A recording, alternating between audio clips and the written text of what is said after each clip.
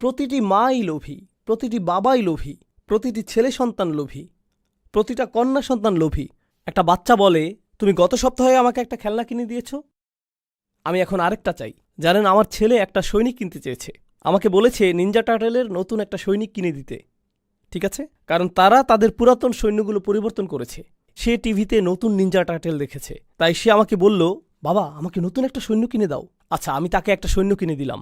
আর জানেন, যখন আমি তাকে এটা দিলাম, তারপর সে আমাকে বলল আরও 3টা সৈনিক চাই, কারণ প্রত্যেকটা টার্টেলের জন্য আমার একজন একজন করে সৈনিক লাগবে। দেখো, 4 জন মিলে শুধুমাত্র একজন সৈনিকের সাথে লড়াই করতে পারবে না, এটা হতে পারে না। লড়াইটা অবশ্যই ন্যায্য হওয়া উচিত। এমনকি আপনার 3 বছরের বাচ্চাটারও লোভ আছে। আপনি বাসায় একটা কেক নিয়ে আসেন, অথবা খুবই ছোট্ট সামান্য কোনো চকলেট নিয়ে যান, দেখবেন বাচ্চারা সবাই সেখানে জড়ো হয়ে যাবে। ধরুন একটা বাচ্চা একটা চকলেট পেল, আরেকটা বাচ্চা 2টা পেল, সাথে সাথে প্রথম বাচ্চাটা কি বলবে, আমার আরেকটা কোথায়?